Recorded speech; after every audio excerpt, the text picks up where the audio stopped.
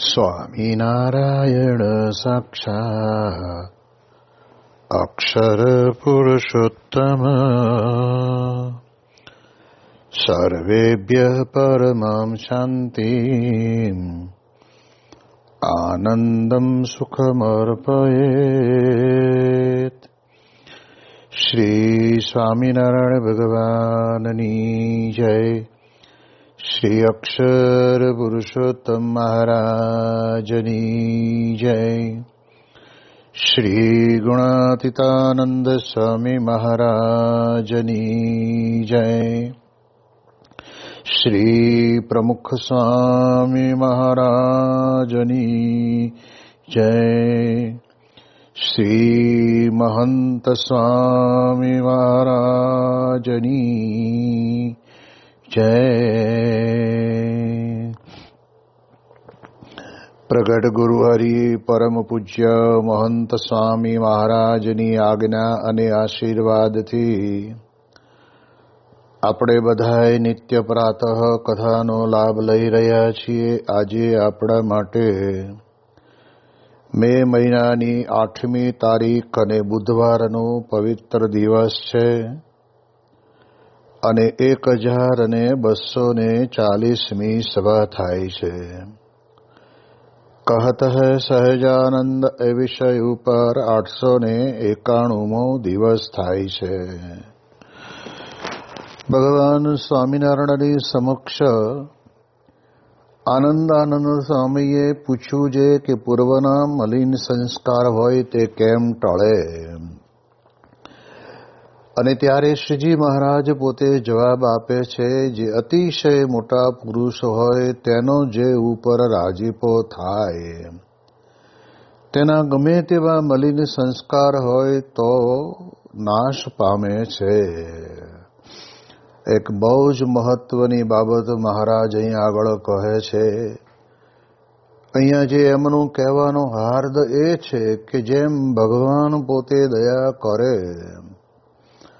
અને વ્યક્તિના જીવનની અંદર મલિનતાના ભાવ ઉદ્ભવતા હોય અને એ ટાળી નાખે, એવી રીતે એમના જ અખંડ ધારક સત્પુરુષ ગુણાતીત પુરુષ અક્ષર બ્રહ્મ છે, એમના યોગની અંદર જે આવે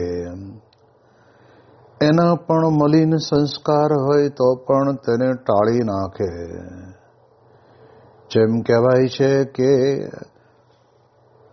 જીવનની અંદર જેને જેને જે પ્રકારના પ્રશ્નો હતા એની રજૂઆત મૂળાક્ષર મૂર્તિ ગુણાતીતાનંદ સ્વામી પાસે કરી, ત્યારે એમણે માત્ર ને માત્ર દ્રષ્ટિ દ્વારા એમના ઉપર પ્રસન્નતા વરસાવી દીધી.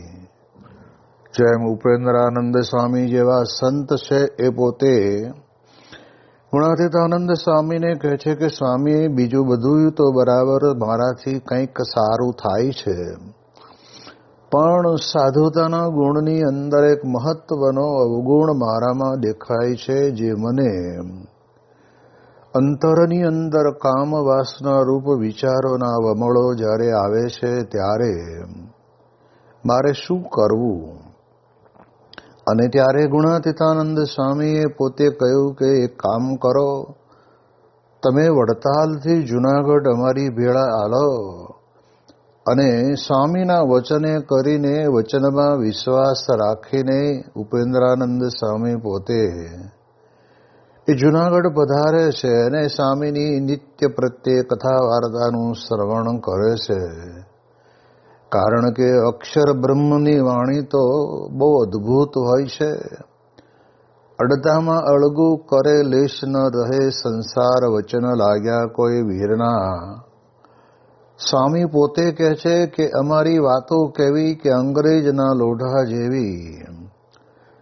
એટલે આ પ્રમાણે કહે છે કે ગુણાતીતાનંદ સ્વામી પોતે વાતો વડે કરીને સ્વરૂપ નિષ્ઠાની અને ધર્મને નિયમની આજ્ઞાને ઉપાસનાની વાતોથી હજારો ભક્તોના મનની અંદર ચાલતી દ્વિધાઓ અને ચાલતા જે કંઈ દોષના જે કંઈ વિચારોને મલિન વસ્તુઓ પોતાને યાદ આવતી હોય એને ટાળી નાખે.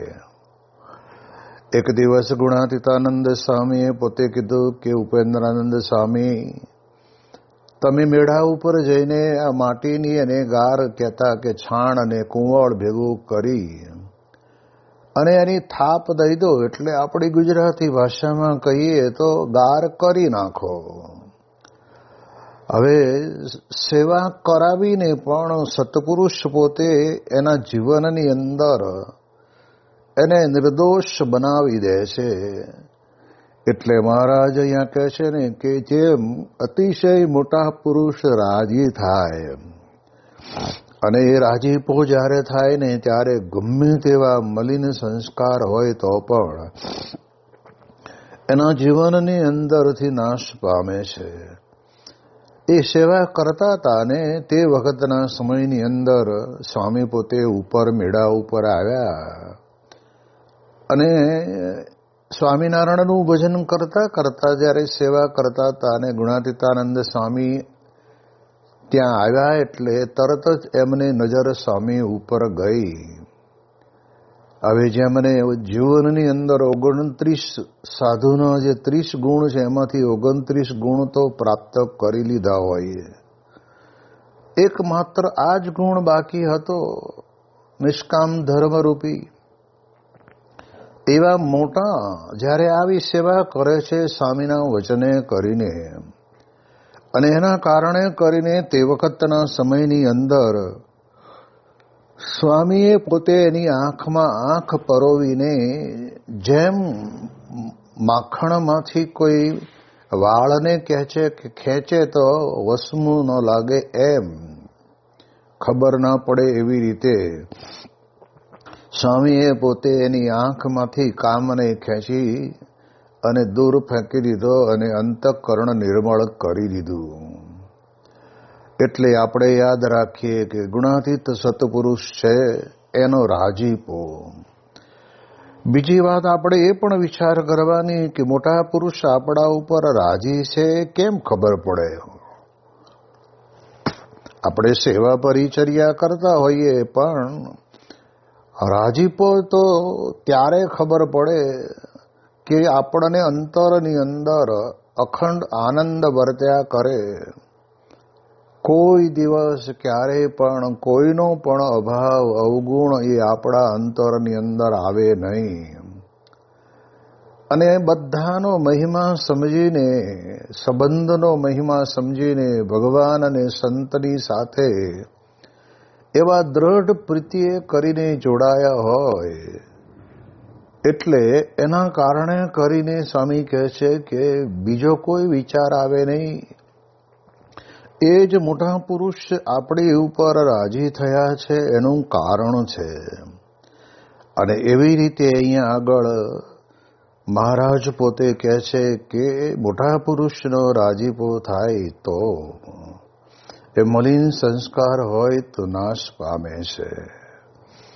એટલે આપણે વિચાર કરીએ તો દરેક વ્યક્તિના જીવનની અંદર પૂર્વજન્મના જે મલિન સંસ્કાર પડ્યા હોય ને એની આપણને ખબર પડે નહીં, પણ આપણને કાયમને માટે આપણા અંતરની અંદર એની દ્વિધા અને ડંખ રહ્યા કરે. એટલે જો જીવનની અંદર આ બધા મલિન સંસ્કાર પડેલા છે એમાંથી મુક્તિ મેળવવી હોય તો શું કરવું? તો અતિશય મોટા પુરુષની મન કર્મ વચને કરીને સેવા કરવાથી આપણામાં રહેલા મલિન સંસ્કાર નાશ પામે છે. એટલે રાજીપો ત્યારે થાય છે. યોગીજી મહારાજ પોતે વાત કરતા કે કોઈ પણ ક્રિયા આપણે કરીએ પણ નિર્દોષ ભાવ, સત્પુરુષને વિશે તો નિર્દોષ ભાવ આપણને સજે સજે રાખવો હોય તો રે પણ ખરો, પણ દરેક સત્સંગની અંદર દરેકની સાથે આપણે નિર્દોષ ભાવથી આપણે કાર્ય કરીએ તો આપણા મલિન સંસ્કાર છે એ ટળી જાય. એટલે એટલા જ માટે થઈને અતિશય મોટા પુરુષ એટલે આપણે જાણીએ એ પ્રમાણે આવા ગુણાતીત સત્પુરુષના જે પ્રસંગો આપણે જીવનની અંદર જાણ્યા માણ્યા છે એની અંદરથી આપણને ખબર પડે.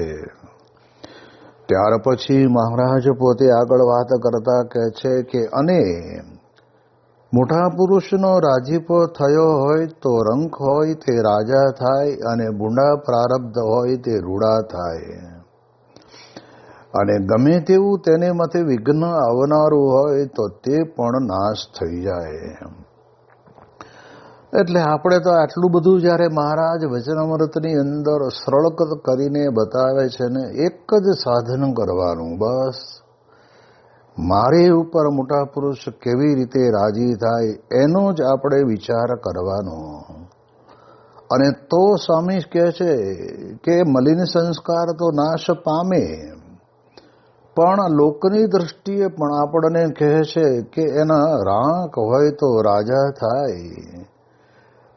એટલે આપણા સત્સંગની અંદર પ્રચલિત પ્રસંગો છે ને, મોટા પુરુષનો રાજીપો થોડી વાતમાં પણ ઘણી વખત થઈ જતો હોય છે.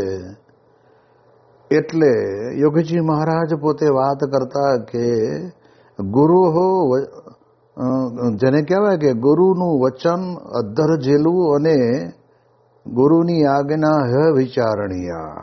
ગુરુ જે આપણને કે, સત્પુરુષ આપણને જેમ કે એની અંદર વિચાર કરવો નહીં. અને એના કારણે કરીને કહે છે કે રંક હોય તો રાજા થાય. હવે અહીંયા પ્રારબ્ધ પણ બદલાઈ જતા હોય છે, અને એ પ્રારબ્ધ કર્મ એ પોતાની રીતે કંઈ બદલાતા નથી, પણ મોટા પુરુષનો રાજીપો.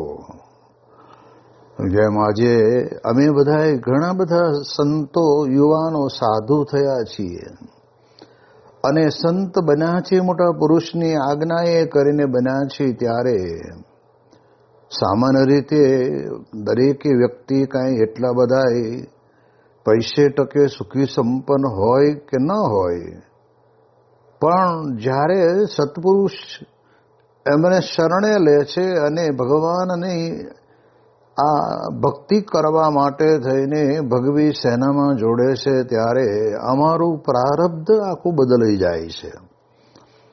કહેતા કે રંક હોય તો પણ રાજા જેવું જીવન, એટલે કહેતા કે ધર્મ નિયમ આજ્ઞા આ બધું પાલન કરીએ તો સત્સંગની અંદર પણ કહેવાય છે કે જેવું ઘરે ન હોય એના કરતાં અનંત ઘણું ભગવાનનું અને સત્પુરુષનું પ્રારબ્ધ અમારો માટે ઉપયોગમાં આવે છે, એ કામમાં આવે છે.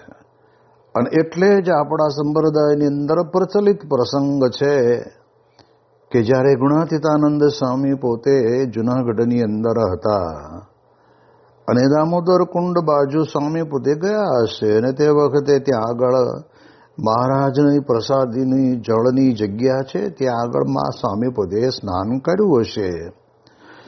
અને ત્યારે તે વખતે શિયાળાની ઠંડીના કારણે કરીને હવે અક્ષર બ્રહ્મને તો આવે કંઈ ઉપાધિ ક્યારેય અડતી જ નથી, પણ જ્યારે મોટા પુરુષને કોઈકને પોતાના એના જીવનની અંદર એને સુખીઓ કરવો હોય ત્યારે આવું વર્તન કરે. અને સ્વામી પોતે એવા થીજી ગયા. અને તે વખતના સમયની અંદર જૂનાગઢની અંદર રહેનાર એક બાઉદ્દીન કરીને છોકરો હતો, અને એની માતા, 2 જણા એ જંગલ એ બાજુ ગિરનારની તળેટીની અંદર સુકાયેલા લાકડા બધા વીણી ભારો બાંધી અને જૂનાગઢની બજારની અંદર એ પોતે વેચવા માટે બેસે. એટલે જેને જેને આ બળતણની જરૂર હોય એ બધા પૈસો આપીને લઈ જાય.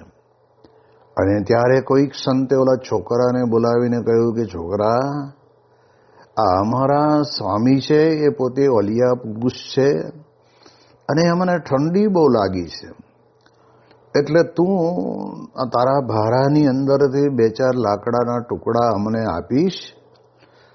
અને આ વાત તો દૂર બેઠેલીની માતા પણ સાંભળતી હશે. એટલે છોકરાએ કહ્યું કે ઉભા રહો, હું મારી માતાને પૂછી જોઉં.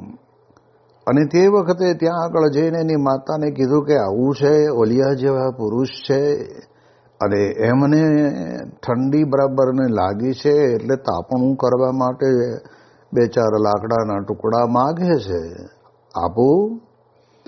અને ત્યારે એની માતાને પણ કહ્યું કે બેટા આપ, એમાં આપણું સારું થશે અને લે મારા ભારામાંથી પણ લઈ જા, જેથી કરીને મારી પણ આ સેવા છે એ અક્ષર બ્રહ્મ ગુણાતીત સત્પુરુષની થઈ જાય. ઓલિયા જેવા પુરુષ છે એની સેવા થઈ જાય આપણાથી. અને જો કંઈ પણ દામ આપે તો કહેતા કે પૈસા આપે તો લેતો નહીં, આપણા તરફથી સેવામાં. અને બાઉદીન તો એ લાકડા લઈ અને એની માતાની ભારીમાંથી 2-3 લાકડા કાઢ્યા અને 2-3 લાકડા એની પોતાની ભારીમાંથી લીધા. અને જ્યાં ગુણાતીતાનંદ સ્વામી પોતે શરીરે કરીને થીજી ગયેલા હતા ત્યાં આગળ આ બાઉદીન લાકડા લઈને આવ્યો, સંતોને લાકડા આપ્યા.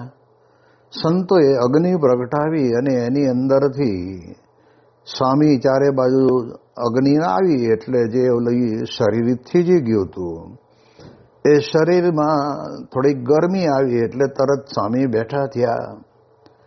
સંતોએ ધીરે ધીરે કહ્યું કે સ્વામી આ જે કે મુસલમાનનો છોકરો બાઉદીન છે ને એણે આપને ઠંડી લાગી ગઈ હતી એટલે એના કારણે કરીને તમને આ ઠંડીમાંથી બહાર લાવવા માટે અમે તાપણું કરવા માટે લાકડા માગ્યા.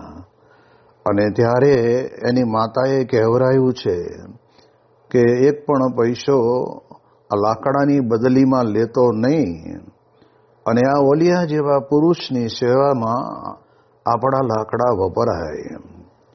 અને ત્યારે તે વખતે ગુણાતીતાનંદ સ્વામી પોતે એ છોકરા સામું મરમાળું હસીને બોલ્યા કે જા હવે તારે લાકડા કાપવા નહીં પડે.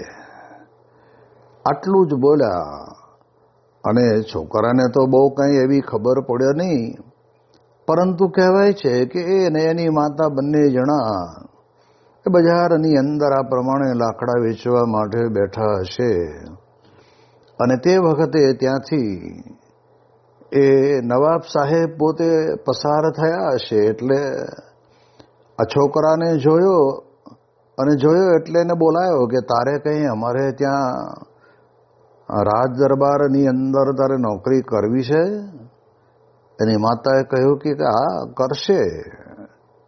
અને એ લાકડા કાપવાનું તો બંધ થયું અને ઘોડશાળની અંદર ઘોડાઓ બધા જે રહેતા હોય એની સેવા પરિચર્યા કહેતા કે હાચવવાના, પાણી પાવું, ના અને દાણ આપવું કે નીર નાખવી, એવું જે કંઈ કામ હશે એને સોંપ્યું.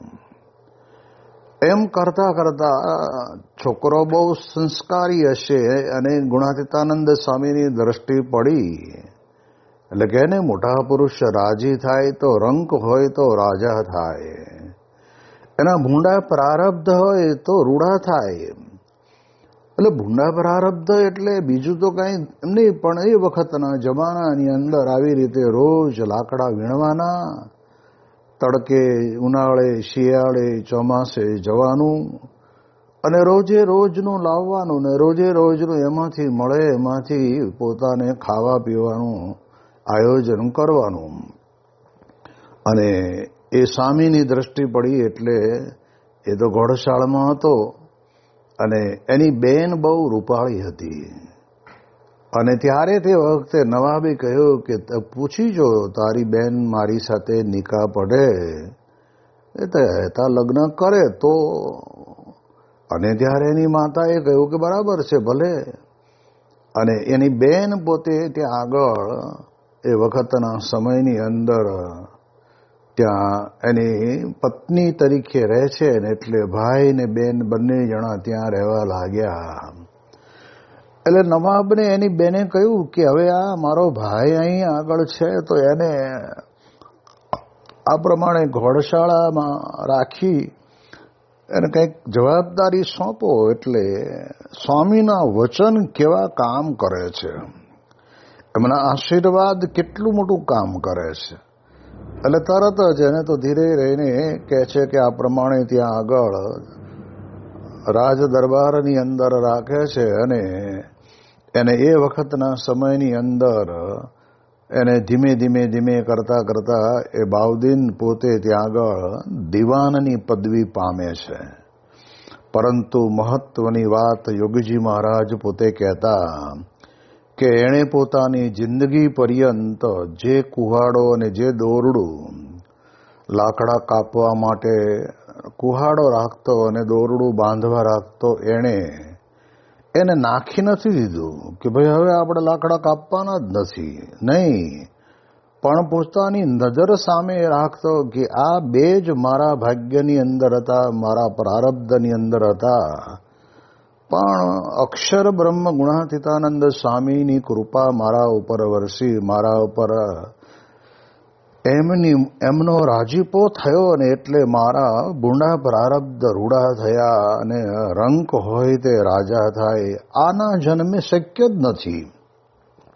હા, કદાચ આપણે જાણીએ એ પ્રમાણે એને ત્યાં બાળક તરીકે જન્મ લે તો કદાચ નવાબને ત્યાં આગળ એનો છોકરો થાય એટલે જતે દિવસે આગળ એ પણ નવાબ બને. પણ મોટા પુરુષનો રાજીપો લેવો બહુ મહત્વનું છે. આપણે ઘણી વખત શું થાય છે કે આપણે સત્સંગની અંદર જે કંઈ સાધન કે સેવા કરીએ છીએ એની અંદર આપણી પ્રશંસા થાય એનો આપણને બહુ જ વિચાર રહેતો હોય છે. પણ એને બદલે સામાન્ય સેવા કરે પણ મોટા પુરુષનો રાજીપો લેવો એ બહુ જરૂરનું છે. અને એટલા જ માટે આપણા ત્યાં આ ગુણાતીત પરંપરાની અંદર આપણે જોઈએ તો આપણને ખ્યાલ આવે કે આપણા સદગુરુ સંતોમાં પણ દરેકને પોતાના જીવનની અંદર એક જ વાત, પૂજ્ય વિવેક સાગર સ્વામી એક વખત એમની સાથે બેસવાનું થયેલું ત્યારે એમણે કહ્યું કે જ્યારે સંસ્કૃત ભણતા હતા અને ભણતા ભણતા એમને સમયની અનુકૂળતા હતી, કારણ કે પાર્ષદમાં હતા એટલે એ સાફસૂફી કે વાસણ ઉટકવાની સેવા કરતા. સમય મળે એટલે લાવો એમ કે આપણે થોડુંક સંગીત પણ શીખીએ કે જેથી કરીને આપણે સત્સંગની અંદર આપણને પોતાને કથા વાર્તામાં કામની અંદર આવે. એમ વિચારીને હાર્મોનિયમની ઉપર સારેગમ પદ નિશાની એ શરૂઆત એક દાડો કરી હશે. પછી વિચાર આવ્યો કે બાપાને વાત કરું, કારણ કે હું મારી મહેનતથી કરીશ, મને શીખવાડનારા શીખવાડશે, પણ એમાં જો બાપાના આશીર્વાદ ભળે ને તો મારે જરૂર એની અંદર આગળ વધી શકાય. એટલે બાપાને વાત કરી કે બાપા આ પ્રમાણે હાર્મોનિયમ અને સંગીતની શીખવાનું માટે વિચાર કર્યો છે. સ્વામી કે ગુરુ તમારે સંસ્કૃત સિવાય બીજું કાંઈ કરવાનું નહીં, તમે હાર્મોનિયમ ક્યાં વળી પકડ્યું? અને ત્યારે તે વખતે વિવેક સાગર સ્વામીએ વિચાર કર્યો કે હું ઘરેથી મા બાપની રજા લઈને અને આટલો ટેક્સટાઇલ એન્જિનિયર બનીને યોગીજી મહારાજે મને કહ્યું કે અમારે તમને બનાવવા છે અને અમને દીક્ષા આપી છે, તો હું આવ્યો છું, કંઈ હાર્મોનિયમ શીખવા તો આવ્યો નથી. પણ જો ઘણી વખત વિચારને પામ્યા ન હોય ને તો એમ કે બાપા શા માટે ના પાડતા હશે? એટલે એક વખત આપણે પૂછીએ, પછી વળી બે ચાર દાડા થાય, પછી ફરી પાછા પૂછીએ અને આપણે કંઈક બાપા આશીર્વાદ આપો ને સત્સંગમાં કામમાં આવશે. એવો એક પણ વિચાર એમને અંતરની અંદર આવ્યો નથી. એ તો વાત બરાબર, પણ એ વિચારને સંપૂર્ણપણે ટાળી નાખ્યો. અને તે વખતે બોલ્યા કે આપણે સાધુ હાર્મોનિયમ શીખવા નહોતા થયા, આપણે તો યોગીજી મહારાજને રાજી કરવા માટે સાધુ થયા હતા. અને મોટા પુરુષનો રાજીપો થાય અને આપણા એ જે નવયોગેશ્વરોની અંદર અત્યારે જે 6 સદગુરુ સંતો છે એ બધાના જીવનની અંદર આપણે જોઈએ છીએ ને આપણને દેખાય છે કે એમણે પોતે મોટા પુરુષના રાજીપાનો જ વિચાર કર્યો છે, બીજો કોઈ વિચાર કર્યો નથી. સ્વામી સાથે જ્યારે યુવકની અંદર આ બધા જ ફરતા ને ત્યારે તે વખતે બાપા પોતે ઘણી વખત કહેતા કે અમારે તમને બધાને એકાંતિક કરવા છે, બ્રહ્મરૂપ બનાવવા છે અને દેશ વિદેશની અંદર તમને મોકલવા છે, જેમ જાપાન ને જર્મન ને પછી અમેરિકા ને લંડન ને આ બધી જગ્યાએ તમને મોકલવા છે. ત્યારે પૂજ્ય ડૉક્ટર સ્વામી અને વિવેક સાગર સ્વામી ને બધા એ વખતે બધી યુવાનીમાં, એટલે તે વખતે અંદર અંદર વાતો કરતા કે બાપા કહે છે એટલે આપણે તો જો આ જમરાળામાં ફરીએ એ જર્મની અને રોયશાળામાં ફરીએ રોડેશિયા ને રશિયા ને આવી રીતે ગમ્મતમાં બોલતા. પણ મોટા પુરુષ જે એમણે ધાર્યું હોય, જે વિચાર્યું હોય એ આજે ડૉક્ટર સ્વામી કે અમારી કલ્પનામાં નથી આવતું અને એ બધા જ દેશોની અંદર પોતે વિચરણ કરે છે અને કરી આવ્યા છે. માટે આપણે વિચારવાનું તો એ સદગુરુ સંતોના જીવનની અંદર એક વિચાર રાજીપાનો. જે કંઈ ક્રિયા કરીએ ક્રિયા સામાન્ય. હવે આવો ઇતિહાસ ક્યાંય આપણે સાંભળ્યો છે કે 14 વર્ષ રસોઈનું રસોડું કરે અને સ્વામી કહે છે કે મને અંતરની અંદર પરમ શાંતિ આપી દે અથવા આવી જાય.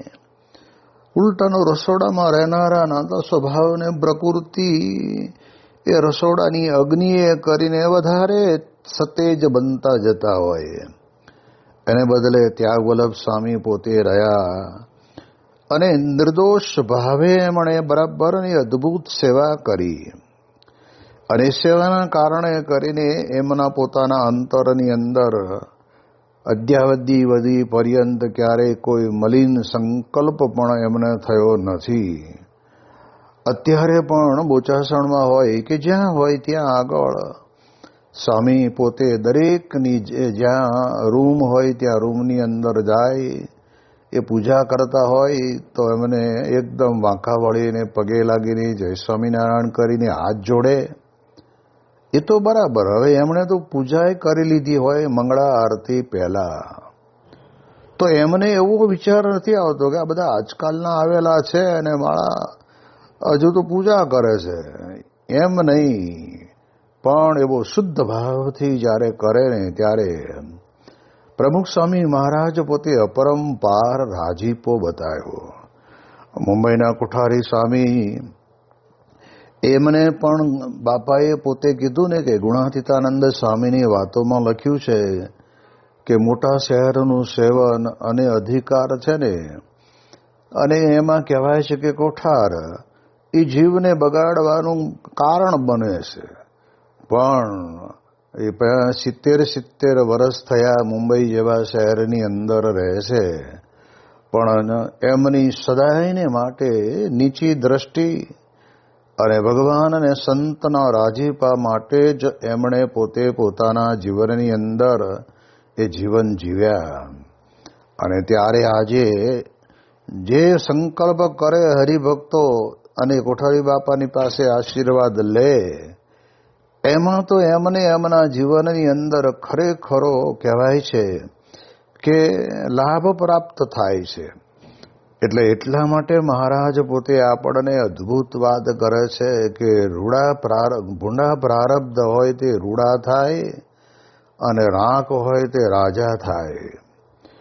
આ સંતની દીક્ષા લીધા પછી સ્વામી કહે છે કે ઘણી વખત એ ભગવા વસ્ત્રનું પણ અંતરની અંદર માન આવતું હોય છે, પણ જેને સત્પુરુષને રાજી કરવા માટેનો અંતરની અંદર રાજીપાનો વિચાર રહ્યા કરે છે, એને જીવનની અંદર ક્યારેય પણ આ પ્રકારે કહેવાય છે કે મનની અંદર વિચાર આવતો નથી.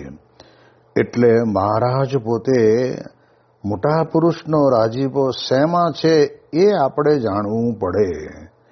એના માટે આપણને મહારાજે બહુ સ્પષ્ટ કીધું છે કે અતિ મોટા પુરુષની મન કર્મ વચને કરીને સેવા કરે. એમની આજ્ઞાથી કોઈ સંતની કે કોઈ હરિભક્તની સેવા કરે તો પણ કહેવાય છે કે મોટા પુરુષનો રાજીપો પ્રાપ્ત થાય. પૂજ્ય બાલમુકુંદ સ્વામીને આફ્રિકા સાથે જવાનું હતું, પણ અક્ષર સ્વામીની સેવામાં રોકાઈ ગયા. તો સ્વામી પોતે બહુ અદ્ભુત રીતે રાજી થયા. એટલે આવો રાજીપો જ્યારે આપણને પ્રાપ્ત થાય ત્યારે આપણે આપણા જીવનની અંદર ખરેખર વ્યવસ્થિત રીતે આપણા જે કે નાના મોટા ખરાબ વિચાર જીવનની અંદર આવતા હોય એ ટળી જાય. એની વિશેષ વાતો આપણે આવતીકાલે કરીશું. શ્રી સ્વામિનારાયણ ભગવાનની જય.